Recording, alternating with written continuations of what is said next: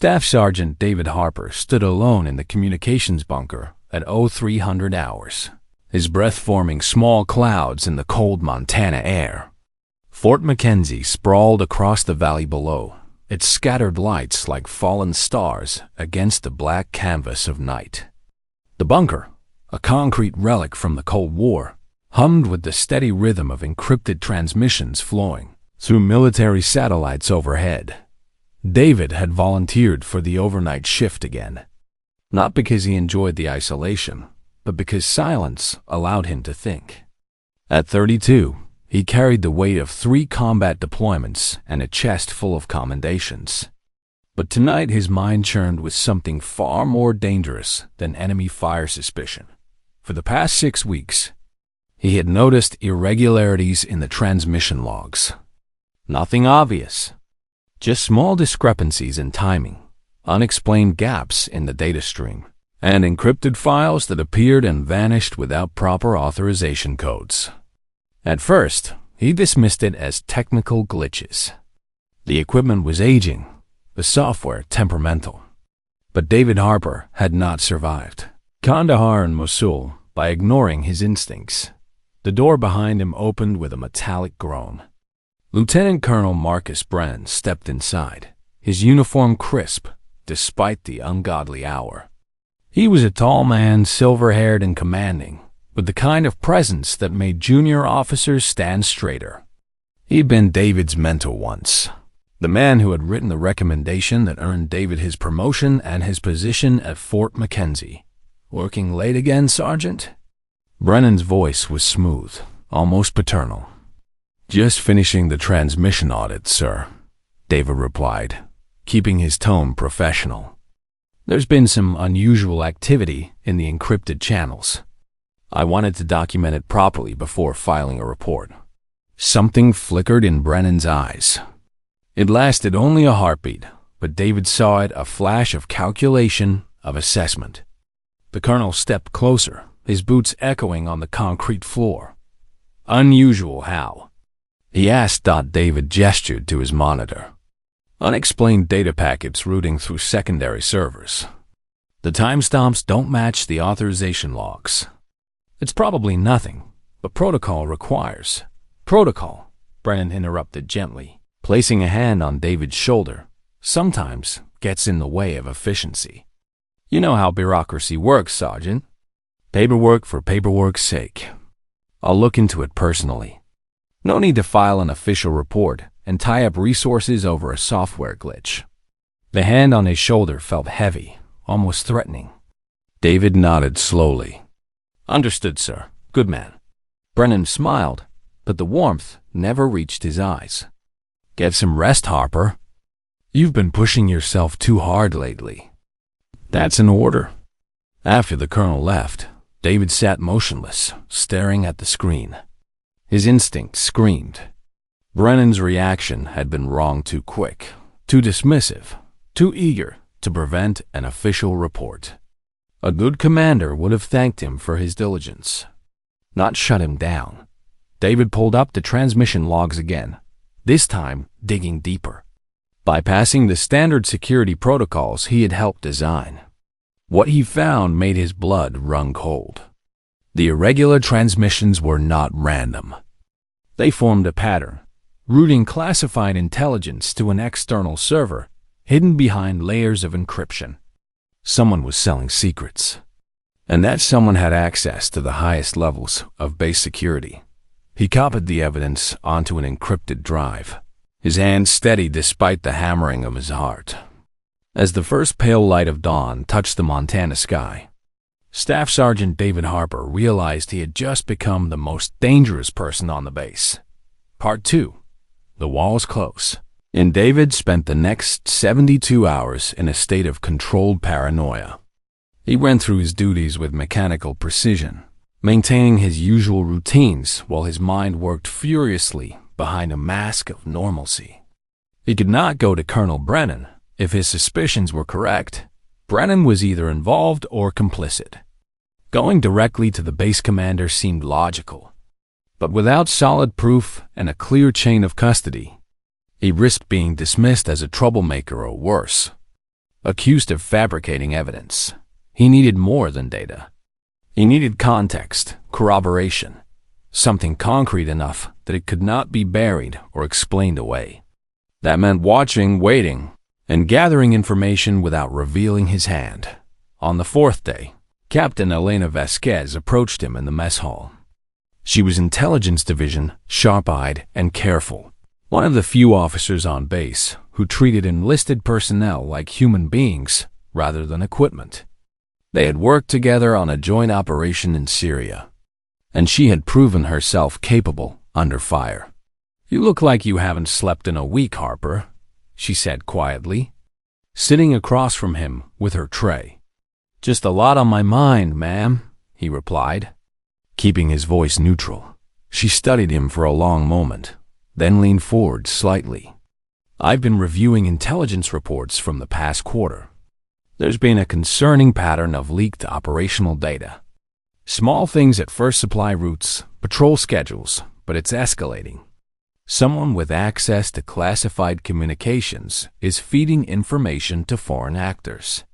David's pulse quickened, but he kept his expression carefully blank. "That's above my clearance level, Captain." "It is," she agreed, her dark eyes never leaving his face. "But you run the comms bunker. You see everything that flows through this base. If you noticed anything unusual, anything at all, I need to know." He wanted to trust her. Every instinct told him Elena Vasquez was one of the good ones. But paranoia had kept him alive in war zones, and it would keep him alive now. He could not afford to be wrong. "If I see anything, I'll report it through proper channels," he said carefully. Disappointment flickered across her face, but she nodded. "Proper channels, right." She stood, picking up her tray. "Be careful, Sergeant. People who ask too many questions have a way of getting reassigned to less desirable locations. Or worse." The warning hung in the air long after she left. That night, David returned to the bunker for his shift. Lieutenant Colonel Brennan was waiting for him, standing in the dim light like a predator in its den. "Sergeant Harper," Brennan said, his voice pleasant, but his posture rigid. "I've been thinking about our conversation. The unusual transmissions you mentioned. I reviewed the logs myself, and you're right. There are some irregularities. I've decided to launch an internal investigation." David's stomach tightened. "That's good to hear, sir." "Yes." Brennan stepped closer. "I'll need your full cooperation, of course. All your notes, any copies you made of the data, everything. We need to keep this contained until we understand the scope of the problem. Loose information has a way of causing panic." It was a trap. Brennan was not investigating. He was covering tracks, isolating David, preparing to neutralize the threat. If David handed over his evidence now, it would disappear, and so might he. "Of course, sir," David said calmly. "I'll compile everything and have it on your desk by 0800. Brennan smiled. "Excellent. I knew I could count on you, Harper. You've always been a model soldier. It would be a shame if anything jeopardized your career." The threat was clear. After Brennan left, David sat in the flickering glow of the monitors, his mind racing. He had perhaps 12 hours before Brennan realized he had no intention of cooperating. 12 hours to decide whether to run, fight, or trust someone with the truth. He pulled out his encrypted phone and stared at Captain Vasquez's number. Then he made his choice. Part 3. The isolation. The reply came at 0430. A single encrypted message. Maintenance shed. 0600. Come alone. David arrived early, moving through the pre-dawn darkness with the practiced silence of a man trained for reconnaissance. The maintenance shed sat at the edge of the base, a squat metal building surrounded by rusting equipment and stacks of supply crates. It was the kind of place people avoided, isolated, forgotten. Perfect for a meeting. No one should witness. Captain Vasquez was already inside, standing between rows of tools and spare parts. She wore civilian clothes, her dark hair pulled back, her expression grim. "You called this meeting, Sergeant," she said without preamble. "So talk." David pulled out the encrypted drive. "I have proof. Classified intelligence is being routed to an external server through the communication system. The transmissions are hidden in routine traffic, encrypted with military-grade protocols. Whoever is doing this has the highest level of access." She took the drive, her face unreadable. "How long have you known?" 6 weeks. I started noticing irregularities, dug deeper, found the pattern. I wanted to be certain before I brought it to anyone." "And you came to me because Lieutenant Colonel Brennan tried to shut down my investigation," David said flatly. "He ordered me to hand over all my evidence and keep quiet. That tells me he's either involved or protecting whoever is." Elena's jaw tightened. "Brennan has been at Fort McKenzie for 8 years. He's decorated, respected, connected all the way to the Pentagon. If you're accusing him without ironclad proof, your career is over. Now, you might end up in Leavenworth." "I know what I saw," David said quietly. "And I know what it means if I do nothing. People are going to die because of those leaks. Soldiers in the field, intelligence assets overseas, good people whose names we'll never know." She studied him for a long moment, then nodded slowly. "I've been tracking the same pattern from the intelligence side. Operational data leaking to foreign buyers. The timeline matches your transmissions. But I haven't been able to identify the source." "Then we work together," David said.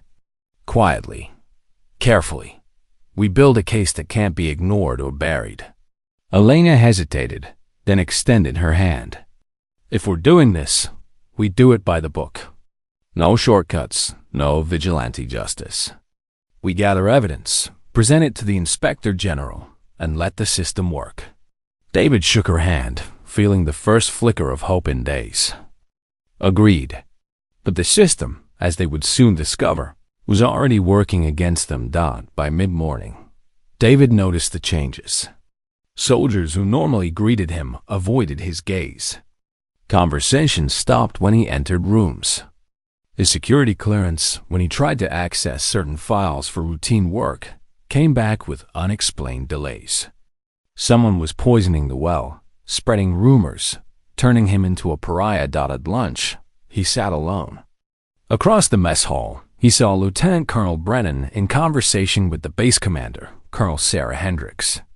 Brennan gestured emphatically, his expression one of concerned professionalism. The commander listened, nodding, her face troubled. David's phone buzzed. A text from an unknown number. "They're saying you've been erratic, unreliable, possibly compromised. Watch your back." He looked up, scanning the room. Captain Vasquez sat 3 tables away, her eyes meeting his briefly before she returned to her meal. The message had come from her burner phone. The isolation was deliberate, a classic tactic. Discredit the whistleblower, make them seem unstable, cut them off from support, so that when the final blow came, no one would question it. That night, David was summoned to Colonel Hendricks' office. She sat behind her desk, her silver stars gleaming under the fluorescent lights.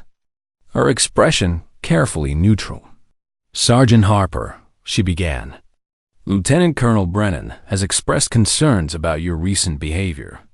He says you've been obsessing over minor technical issues, working excessive hours, and showing signs of stress. He's worried about you." David kept his voice steady. "With respect, ma'am, I've been performing my duties to standard. If there are specific concerns about my performance, there are concerns about your judgment," she interrupted. "Colonel Brennan suggested you might benefit from a psychological evaluation. Standard procedure. Nothing to be alarmed about. Just a precaution." David's blood ran cold. A psych eval could be weaponized, used to declare him unfit for duty, strip his clearances, destroy his credibility. It was the perfect trap. "I'm fit for duty, ma'am," he said quietly. "Then the evaluation will confirm that," Hendricks replied, her tone final. You're on administrative leave pending the assessment. Turn in your access credentials to Lieutenant Colonel Brennan by 1800 hours. David saluted and left, his mind racing. They were moving faster than he had anticipated. He had perhaps 24 hours before they locked him out completely. He needed to act now. Part 4. The breaking point. David Harper had been trained to adapt to impossible situations.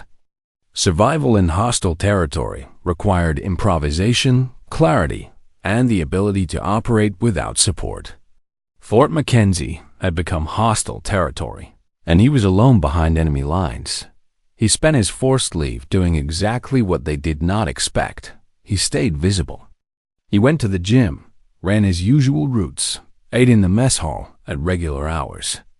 He played the part of a soldier following orders, compliant and unconcerned. But every moment was surveillance, every conversation a data point. Every interaction a test of who could still be trusted. Captain Vasquez kept her distance, communicating only through encrypted messages dropped at dead letter. Locations around the base, a folded note tucked behind a loose brick in the motor pool, a memory card taped under a table in the library. She was gathering her own evidence, cross-referencing the transmission logs with intelligence reports, building a timeline of compromised operations. On the third day of his administrative leave, David received a message that changed everything. They're moving the server tonight. Brennan ordered a full system purge. If we don't get proof now, it's gone forever. The server room sat in the basement of the command building, a secured facility requiring biometric access and constant video surveillance. David's credentials had been revoked, but he still had one advantage. He had helped design the security system, and he knew its weaknesses. At 2200 hours. During the shift change when surveillance was momentarily fragmented, David slipped into the maintenance tunnels beneath the base. The tunnels were a relic from the Cold War, narrow concrete passages lined with pipes and electrical conduits, forgotten by everyone except the engineers. He moved through the darkness with a small flashlight, counting his steps, navigating by memory until he reached the access panel beneath the server room.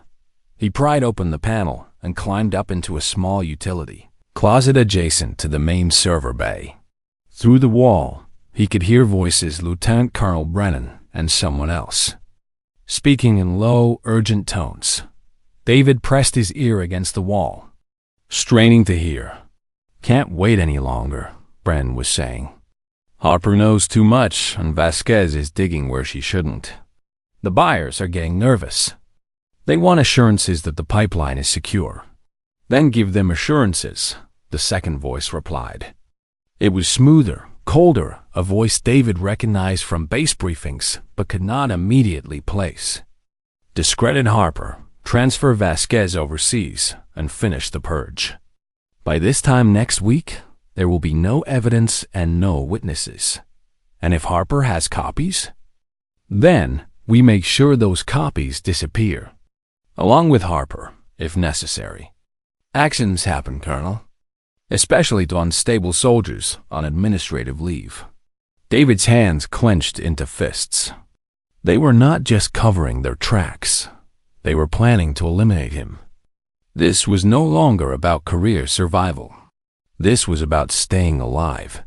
He activated the voice recorder on his phone, pressing it against the wall to capture the conversation. It was not admissible in court without a warrant, but it was proof, and proof was a weapon. The voices continued, detailing the schedule for the data purge, the names of co-conspirators, the offshore accounts where the payments were hidden. David recorded it all, his heart pounding, knowing that discovery meant immediate and likely violent consequences. Then, disaster. A pipe above him groaned, the ancient metal shifting with the temperature change. It was a small sound, barely audible, but in the silence of the utility closet, it echoed like a gunshot. The voices stopped. What was that? Brennan demanded. Footsteps approached the closet door. David barely had time to pocket his phone and flatten himself against the wall before the door swung open. A young private stood in the doorway, flashlight in hand, his expression shifting from curiosity to shock as he recognized David. "Sergeant Harper?" "Sir, you're not supposed to be—" David moved.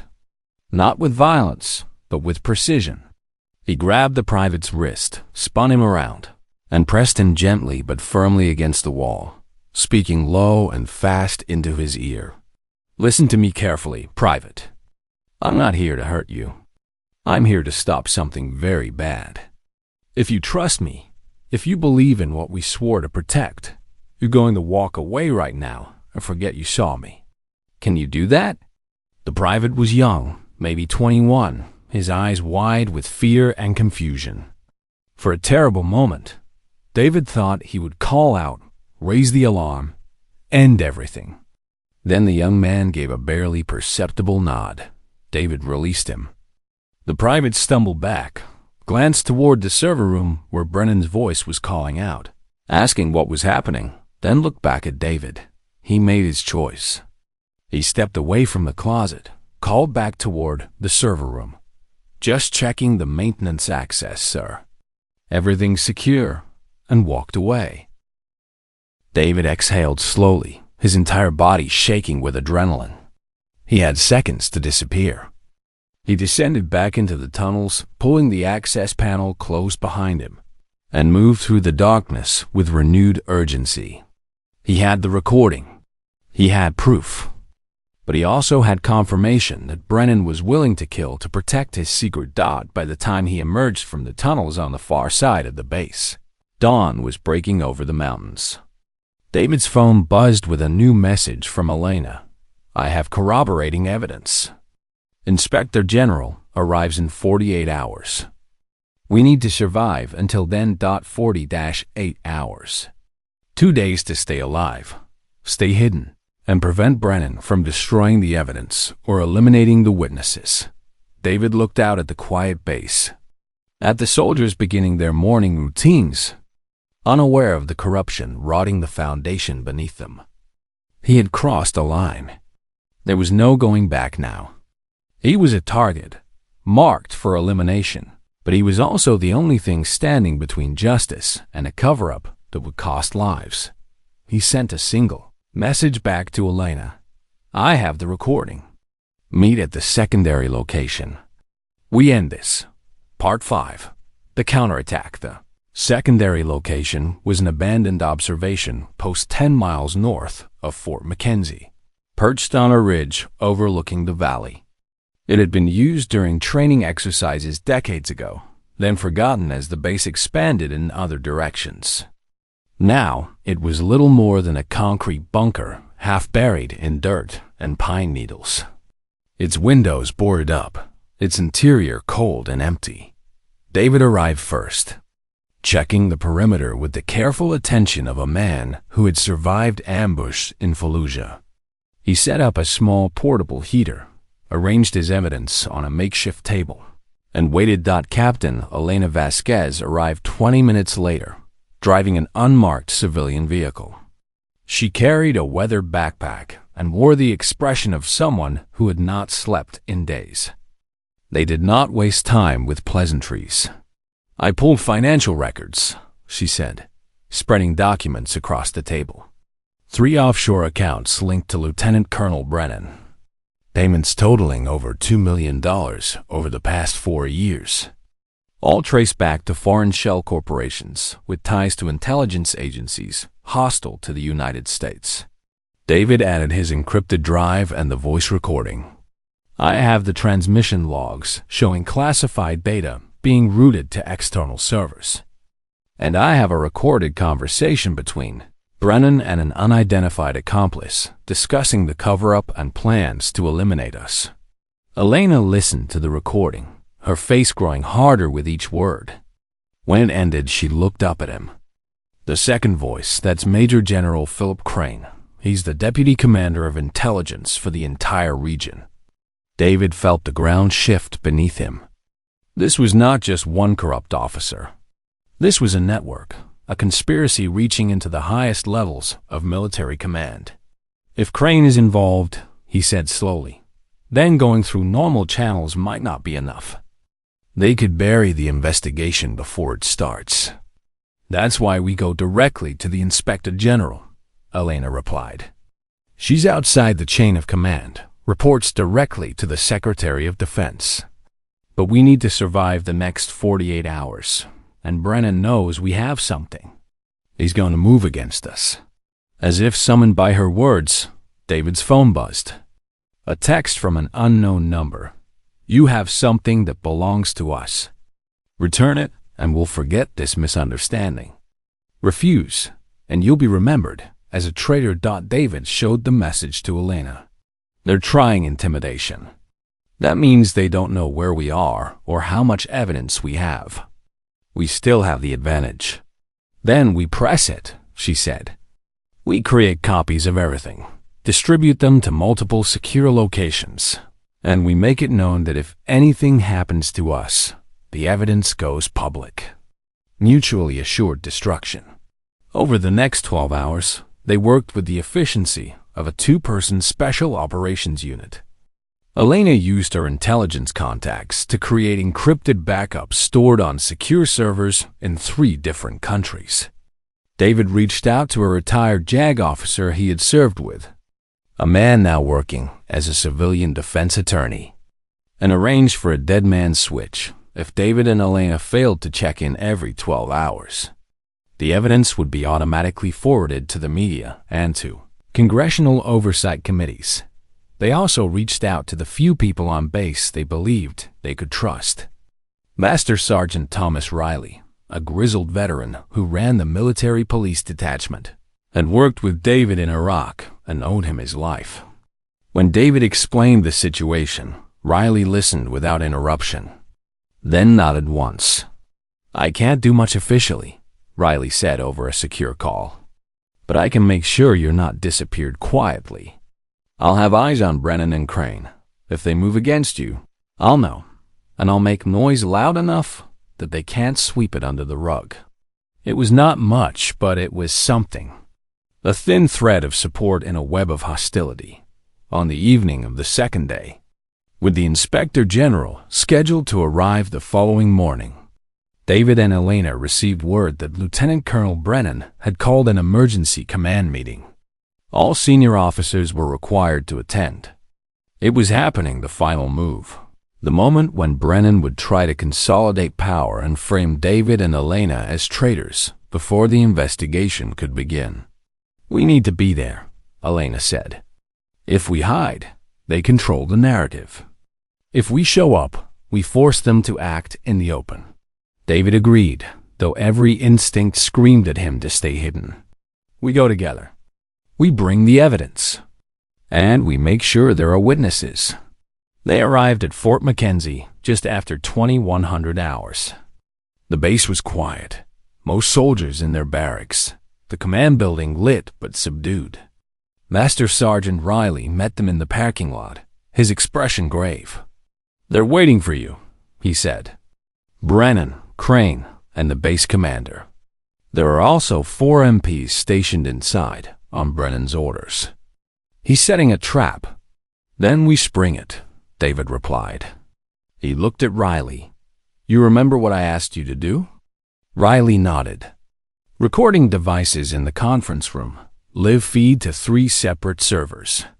Whatever happens in there, it's going on the record.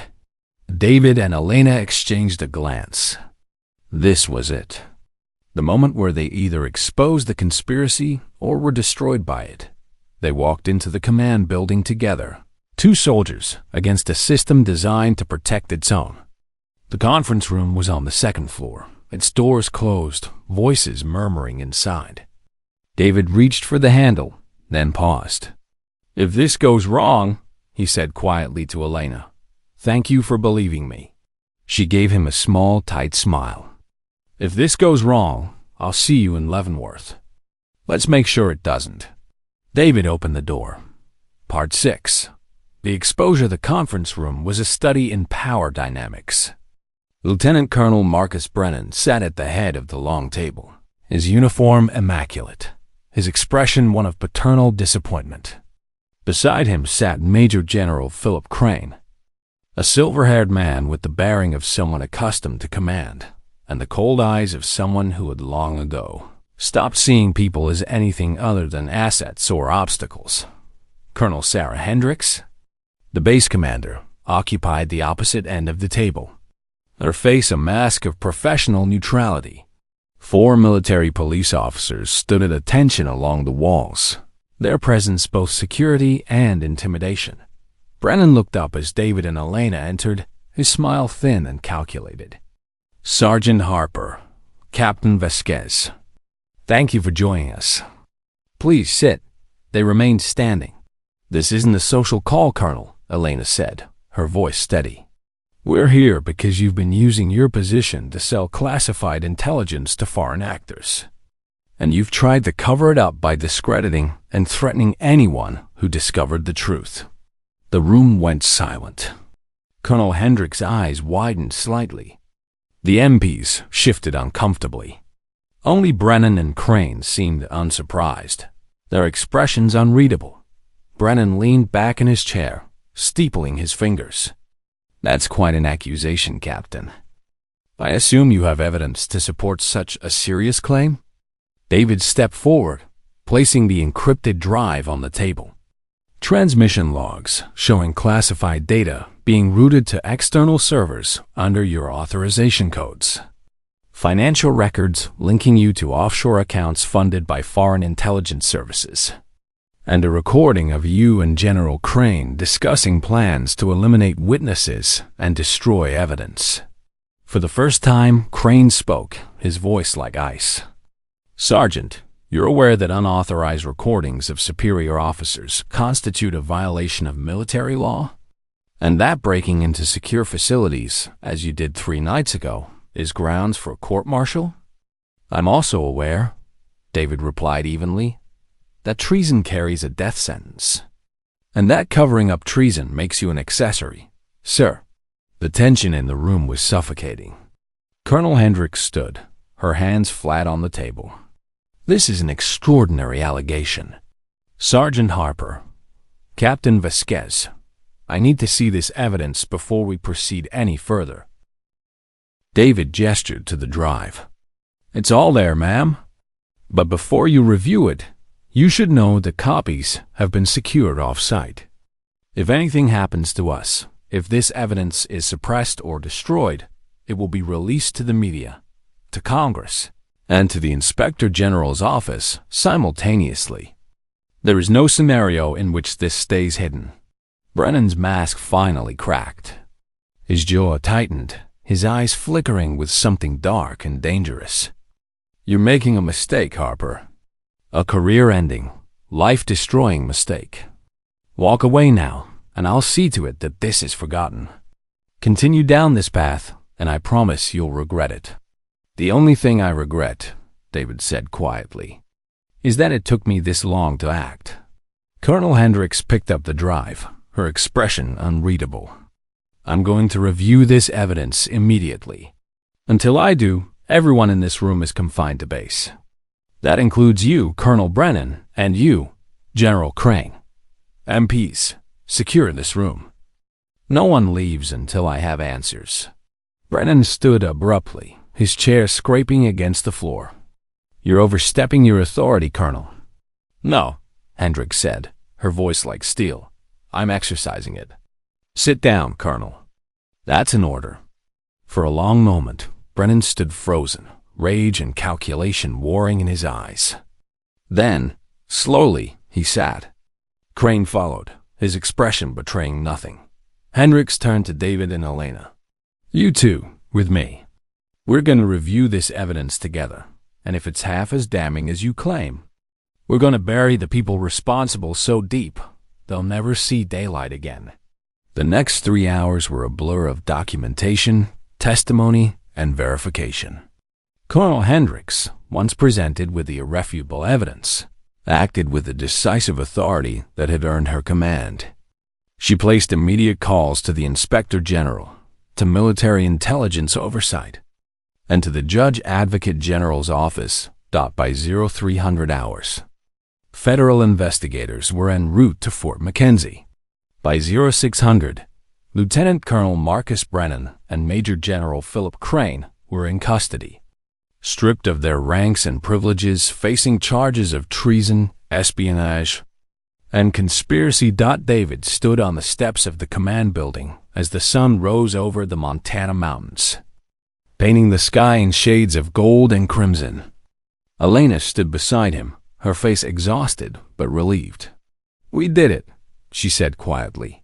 "We survived," David corrected. "The real fight is just beginning. Trials, investigations, testimonies. It's going to be a long road." She nodded. "But it's the right road." Master Sergeant Riley approached, his gruff face creased with something that might have been pride. "You two just saved a lot of lives. Brennan's buyers were planning an operation that would have gotten a dozen of our people killed. You stopped it." David felt the weight of the past week settle on his shoulders, but for the first time, it felt bearable. "I just listened to my gut, and I had help." Riley clapped him on the shoulder. "That's what soldiers do, Harper. We watch each other's backs, even when the whole world tells us we're wrong." As the federal convoy arrived, black SUVs rolling through the base gates with the authority of a coming reckoning, David allowed himself a moment of quiet satisfaction. He had trusted his instincts, had refused to be silenced or intimidated, and had stood firm in the face of corruption that reached the highest levels. The system, for all its flaws, had worked, but only because people like him and Elena had refused to let it fail. Part 7. The Reckoning. The military courtroom at Fort Leavenworth was a solemn chamber of polished wood and gleaming brass, where justice moved with the weight of tradition and the finality of law.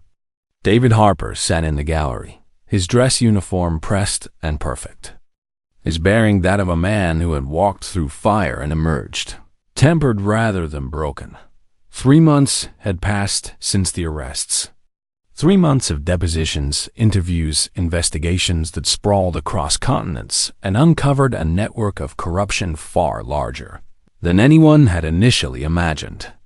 Lieutenant Colonel Marcus Brennan and Major General Philip Crane were not isolated actors. They were nodes in a web that included defense contractors, foreign agents, and complicit officials scattered throughout the military bureaucracy. The trial was closed to the public, classified due to the sensitive nature of the intelligence involved. But David and Elena had been granted access as key witnesses. They sat side by side, silent observers to the dismantling of men who had once wielded enormous power. Brennan entered first, escorted by 2 MPs, no longer wearing the uniform he had dishonored. He had aged in captivity, his silver hair now dull, his confident bearing replaced by the hunched posture of a man facing the abyss. He did not look at David as he passed, but David felt the hatred radiating from him like heat from a furnace. General Crane followed, his face a mask of arrogant defiance even in shackles. He had refused to cooperate, had exercised his right to remain silent, had hired the most expensive defense team military law allowed. But no lawyer could argue away encrypted transmissions, financial records, and a recorded confession. The prosecution was methodical and merciless. They presented the transmission logs David had uncovered, showing years of classified intelligence flowing to foreign servers. They detailed the offshore accounts, the shell corporations, the payments totaling millions of dollars. They played the recording David had risked his life to obtain, Brennan's voice echoing through the courtroom as he discussed eliminating witnesses and covering up treason. Alana testified, a voice steady and professional as she detailed the intelligence operations that had been compromised, the agents who had been killed, the missions that had failed because Brennan and Crane had sold the information to the highest bidder. Her testimony was devastating, each word a nail in the coffins of the accused. When it was David's turn, he took the stand with the quiet confidence of a man who had nothing left to prove. The prosecutor, a sharp-eyed colonel named Margaret Torres, walked him through the discovery, the investigation, the threats, and the final confrontation. "Sergeant Harper," she said, "you risked your career, your freedom, and your life to expose this conspiracy. What made you persist when so many others would have walked away?" David looked directly at the panel of judges, 3 senior officers whose faces betrayed nothing. "I took an oath," he said simply, "to support and defend the Constitution against all enemies, foreign and domestic. When I discovered evidence of treason, I didn't have a choice. The oath doesn't come with exceptions." The defense attorney, a slick civilian lawyer with expensive clothes and cheap tactics, tried to discredit him. He accused David of paranoia, of fabricating evidence, of conducting an illegal investigation motivated by personal grievances. But every accusation crumbled under the weight of documentation, corroboration, and the simple fact that David had followed procedure as much as the circumstances allowed. The final blow came from an unexpected source. The young private who had discovered David in the utility closet, Private First Class Ryan Mitchell, took the stand.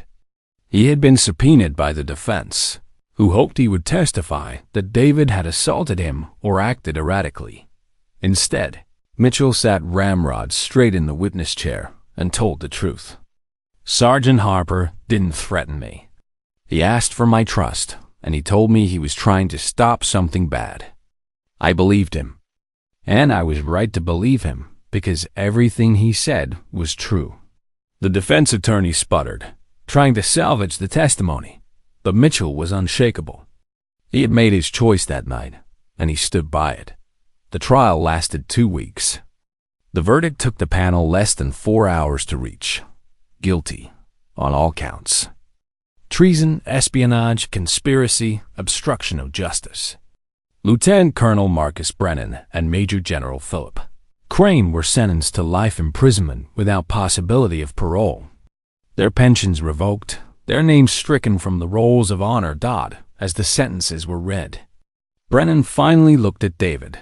There was no remorse in his eyes, only cold calculation and the bitter recognition of defeat. He had gambled and lost, and David Harper had been the one who called his bluff. Outside the courtroom, under a gray Kansas sky, Elena approached David.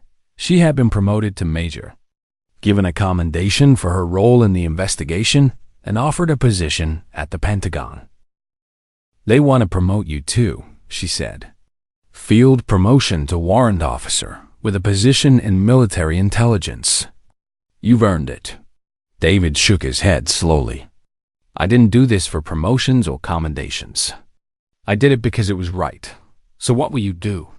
He looked out at the sprawling military complex, at the soldiers moving with purpose and discipline, and felt a profound sense of completion. "I'm going to finish my enlistment. Then I'm going home. I've done my part." Elena extended her hand. "It was an honor, Sergeant Harper." He shook it firmly. "The honor was mine, Major Vasquez."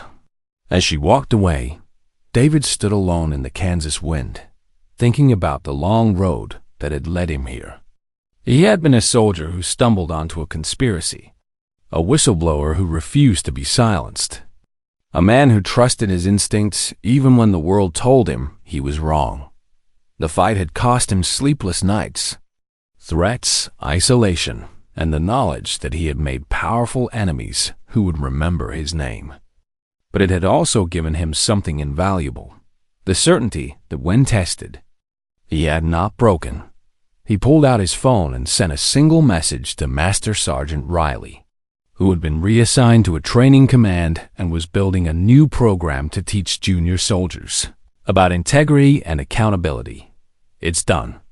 Just as one dot, the reply came quickly. "Because of you. Be proud, Harper." David allowed himself a small smile. Pride was not something he sought, but in this moment, surrounded by the quiet dignity of a military that had, despite its flaws, held its own accountable, he felt something close to it. He had done his duty. The rest was history. Part 8. The aftermath 6 months after the trial. Staff Sergeant David Harper walked through the gates of Fort McKenzie for the last time. His service was complete, his enlistment fulfilled, his duty to the uniform honorable and finished. He carried a simple duffel bag, his personal effects reduced to the essentials that matter: photographs, letters, and a single commendation letter signed by the Secretary of Defense. Recognizing his extraordinary courage in the defense of military integrity. The base looked the same. The mountains still rose in majestic peaks against the Montana sky. The buildings still stood in orderly rows. The flag still flew over the parade ground. But the corruption that had rotted beneath the surface was gone, cut away like a cancer in careful surgery. Colonel Sarah Hendricks had been promoted to brigadier general and given command of the entire installation. She had implemented sweeping reforms, mandatory ethics training, independent audits of classified communications, and a direct reporting system that bypassed the traditional chain of command for suspected misconduct. Fort McKenzie was healing, becoming what it should have always been. David's final stop was the communications bunker, the place where it had all started, where he had first noticed the irregularities that unraveled a conspiracy. Master Sergeant Riley was waiting for him there, along with a small group of soldiers. Some David recognized, others he did not. "Figured you'd want to see this before you left," Riley said. Gesturing inside, the bunker had been transformed.